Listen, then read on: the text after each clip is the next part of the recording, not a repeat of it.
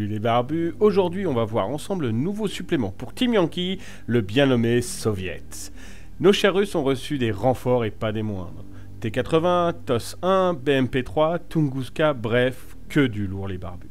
Comme d'habitude, le supplément commence par une mise à jour de l'historique de la guerre. On n'apprend pas grand chose de plus que lors de la lecture d'American, mais c'est toujours plaisant d'avoir une version vue de l'autre côté. Le supplément attaque dur, rien que dans le schéma de formation, où l'on voit une nouvelle formation, la Shock Tank Company, que l'on peut prendre qu'une seule fois comme la Air Assaut Bataillon, ainsi qu'une formation de T-80. Sinon le reste c'est du classique, on a toutes les formations que l'on connaissait lors du dernier supplément sur les Russes.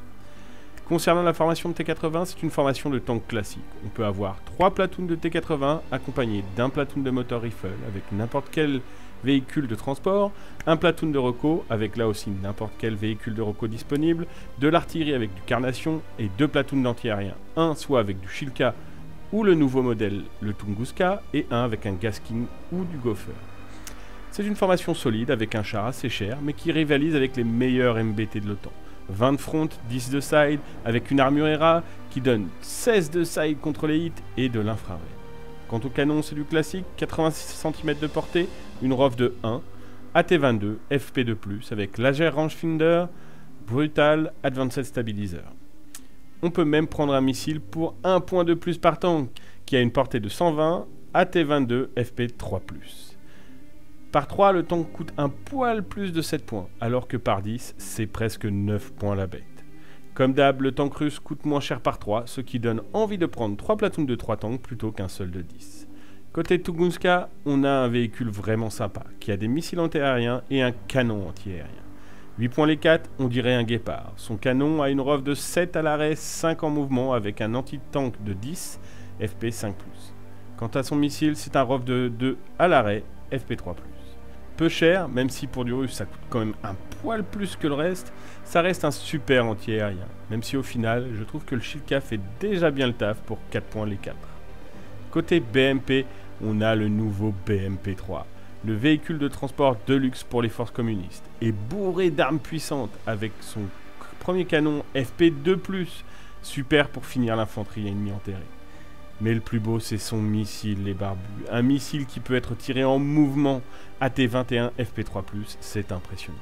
Franchement, ça me paraît être rien que pour cela un must-have pour les troupes soviétiques.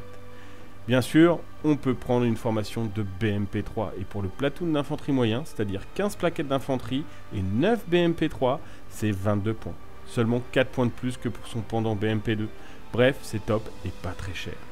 Le reste des formations est identique à celle que vous connaissez les barbus via le supplément Red Banner par exemple. La formation qui change vraiment la donne et que j'aurais aimé voir bien plus tôt est le Shock Tank Company. Pourquoi me direz-vous? Car c'est une formation d'élite russe équipée avec les meilleurs matériels de l'armée rouge et les hommes les plus compétents. Avec un courage 4+, mais un moral 3+, et un remont 3+, et un skill de 3+, c'est déjà top. Mais quand on sait qu'ils ont un on-hit à 4+, on se rend compte que ces soviets vont être coriaces à flinguer. Dans la formation, on doit prendre au moins 2 platoons de T-80, mais contrairement aux formations de T-80, on ne peut en prendre maximum que 3 tanks par platoon, et le prix fait mal, 29 points au lieu de 22. Quasiment 10 points le tank, mais ça les vaut. Avec un front de 20, la plupart des armées de l'OTAN auront pas grand chose qui leur feront mal. On peut aussi prendre, en plus du platoon de tank, un platoon de motor rifle en BMP-3, 24 points à full avec 12 plaquettes d'infanterie dont 5 RPG-7R et une LMG. On peut prendre aussi les options AG-17 Grenade Launcher, des Gremlins, et on peut baisser le coût en prenant des BMP-2 au lieu de BMP-3 pour moins 3 points. Le tout transporté par 6 BMP-3. On peut avoir, comme pour la formation de T-80, un platoon de Carnation, 2 platoons de AA, soit un avec soit de la Tunguska, soit du Shilka, et un autre avec du Gasking ou un Gopher. C'est vraiment une super formation qui va permettre enfin de jouer l'élite russe. Pas sûr que l'on puisse vraiment jouer élite contre élite avec le temps, mais en ajoutant une formation de motor rifle en BMP-2 ou une formation de T-72, ça peut être top. Et surtout, ça permet aux joueurs qui ont déjà une armée soviétique de rajouter un complément de nouveau matériel sans se ruiner. Je trouve l'idée alléchante pour pouvoir tester ces nouveaux ajouts. Côté support, on a 2 nouvelles entrées, et les 2 sont des rocket launchers. Le premier est le BM-27, un peu mieux que le BM-21 avec son FP3+, mais pas brutal. Sympa, mais je trouve que c'est un peu cher pour ce que c'est avec 14 points les 6. Par contre, le TOS 1, mes amis barbus, lui, ouch, il va faire très très mal. Avec son lance-roquette portée 120, en salve, avec AFT2 FP Auto, brutal, ça va dézinguer l'infanterie par paquet de 12. Plus rien ne pourra rester enterré devant ce platoon, les barbus. On peut en avoir 3 pour 10 points ou 6 pour 20. Pour le coup, je prendrais bien 6 véhicules rien que pour le plus 1 en toucher.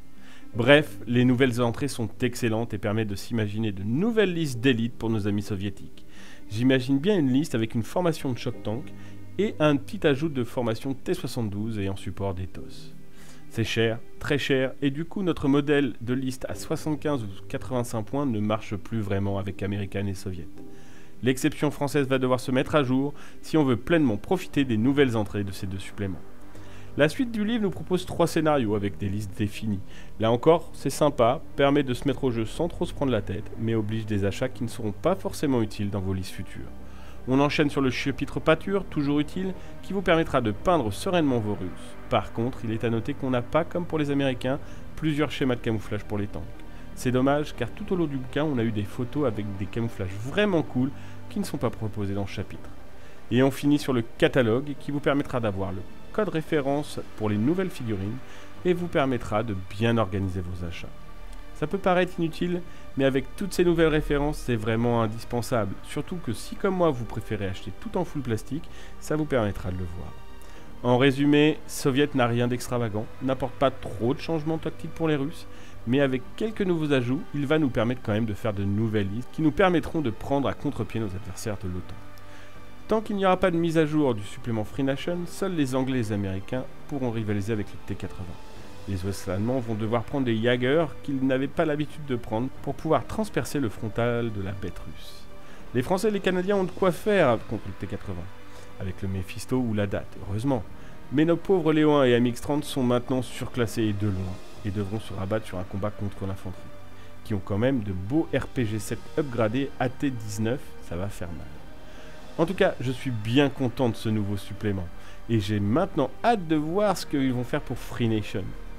On aura peut-être droit à un Leclerc. Voilà qui nous amène à la fin de cette vidéo les barbus, j'espère qu'elle vous a plu. Si c'est le cas, n'hésitez pas à la liker, à me poser vos questions ou vos remarques dans les commentaires, à vous abonner si ce n'est pas déjà fait, et à activer la cloche de notification pour recevoir des alertes de nos futures vidéos. Quant à moi, je vous dis à très bientôt pour une prochaine vidéo les barbus, et que le poil soit avec vous.